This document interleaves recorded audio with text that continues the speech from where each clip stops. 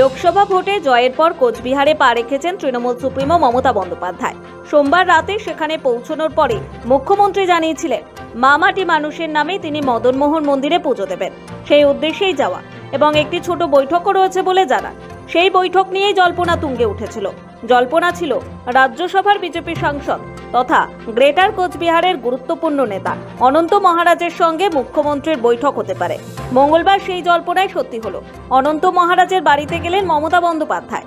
সকালে মদনমোহন মন্দিরে পুজো দিয়ে সেখান থেকে বেরিয়ে মমতা বন্দ্যোপাধ্যায় রওনা দেন চকচকার উদ্দেশ্যে। সেখানেই অনন্ত মহারাজের বাড়ি। মুখ্যমন্ত্রীকে অভ্যর্থনা জানাতে অনন্ত মহারাজ অপেক্ষা করছিলেন বাড়ির বাইরে। মমতা বন্দ্যোপাধ্যায় সেখানে পৌঁছতেই অনন্ত ছুটে এসে তাকে স্বাগত জানান। গলায় পরিয়ে দেন রাজবংশী উত্তরীয় এবং হাতে তুলে দেন রাজবংশী ঐতিহ্যবাহী গুয়া পান। আমাকে শুধু দিদি দেখতে আসছে আর আমার পরিচয় শুনতে চেল, আমি কোন বংশের। প্রথম যোগাযোগ হলো বিশ্বমাবি চিলারের জন্মজয়ন্তী, উনি এখানে আসছেন।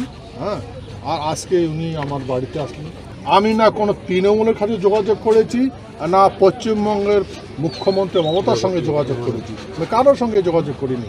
ইনি সৌজন্যমূলক আমার সাথে দেখা করতে আসছেন। কোচবিহার লোকসভা কেন্দ্রকে পাখির চোখ করে তৃণমূল কংগ্রেস ঝাঁপিয়ে পড়েছিল, তবে শুরু থেকেই লড়াই ছিল কঠিন। কোচবিহার লোকসভায় নির্ণায়ক রাজবংশী ভোটের একটি অংশ তৃণমূলের সঙ্গে থাকলেও অপর গোষ্ঠী বিজেপির পক্ষে ছিলেন।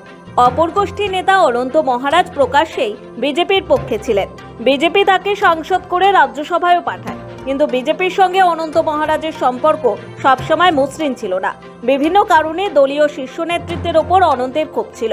রাজনৈতিক মহলের মতে এই ক্ষোভেরই কারণে লোকসভা ভোটে ফায়দা পেয়েছে তৃণমূল কংগ্রেস। সোমবারই রাঙাপানি কাঞ্চনজঙ্ঘা এক্সপ্রেস বিপর্যয়ের পর রেলের পরিষেবা নিয়ে মুখ খুলেছিলেন অনন্ত মহারাজ।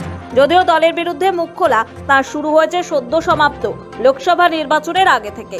গ্রেটার কোচবিহারের অন্যতম গুরুত্বপূর্ণ নেতা অনন্ত মহারাজ আলাদা রাজ্যের দাবিতেই বিজেপিকে সমর্থন জানিয়েছিলেন এতদিন। বিজেপি তাকে রাজ্যসভার সাংসদ করে, কিন্তু পরবর্তীতে স্বরাষ্ট্রমন্ত্রী অমিত শাহ গ্রেটার কোচবিহারের দাবি খারিজ করেন এবং তাতেই ক্ষুব্ধ হন অনন্ত মহারাজ। বিজেপির সঙ্গে তাঁর দূরত্ব তৈরি হয়। 24-এর ভোটে কোচবিহার জয়ের পর জগদীশ বর্মা বসুনিয়া জানিয়েছিলেন অনন্ত মহারাজ তাকে সমর্থন করেছিলেন, এত বিপুল ভোটে জিতেছিলেন। লোকসভা নির্বাচনে নিশীথের হাত থেকে জমি পুনরুদ্ধারের পর সংগঠনে জোর দিয়েছে তৃণমূল। আর তার মধ্যেই অনন্ত মহারাজের বাড়িতে মুখ্যমন্ত্রীর যাওয়া রাজনৈতিক দিক থেকে যথেষ্টই গুরুত্বপূর্ণ। চর্চা শুরু হয়, তাহলে কি এবার তৃণমূলের হাত ধরতে চলেছেন অনন্ত মহারাজ? তবে তার উত্তরে অনন্ত মহারাজ বলেন, না না না, রাজনীতি কোনো আলোচনা নেই। আমার কি মতি মরে গেছে নাকি? হ্যাঁ, এগুলো কথা আমি নট ইন্টারেস্টেড। কোনো বার্তা দিলেন কি আপনি? আমি কোনো পলিটিক্যাল দলে নেই, আপনি বুঝেন, আমি কোনো পলিটিক্যাল দলে নেই। আমি তো পশ্চিমবঙ্গে আছি, ল অ্যান্ড অর্ডার তো ওনার হাতে আছে। এখন উনি যদি না আসতে চায় আমি কি করব? বিজেপি রাজ্যসভার মেম্বার, আর আপনার জ্ঞান থাকা দরকার, ওই পার্লামেন্ট ভবনে রাজ্যসভা রাজাদের আসন, ওগুলো অ্যাজ পার কনস্টিটিউশন, ওখানে রাজারাই বসবে, বুঝলেন? না না, শোনেন, তা আমি ওই রাজসভায় গিয়েছি, ভারতের পার্লামেন্ট ভবনে রাজসভায় গিয়েছি, আমি রাজ্যসভায় লোকসভায় যাইনি। এখন আপনারা যদি বলেন আমি এমএলএ হব, আমার কি মস্তিষ্ক খারাপ হয়ে গেছে? 2022 সালের ফেব্রুয়ারিতে বীরচিলা রায়ের নামাঙ্কিত একটি অনুষ্ঠানে মমতা বন্দ্যোপাধ্যায় এবং অনন্ত মহারাজকে এক মঞ্চে দেখা গিয়েছিল।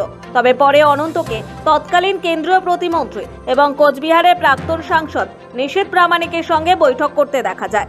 সেই সময় মঞ্চে মমতার সঙ্গে থাকার পর সন্ধ্যায় একই মঞ্চে নিশীথের বক্তৃতা তৃণমূল নেতৃত্ব ভালোভাবে নেয়নি।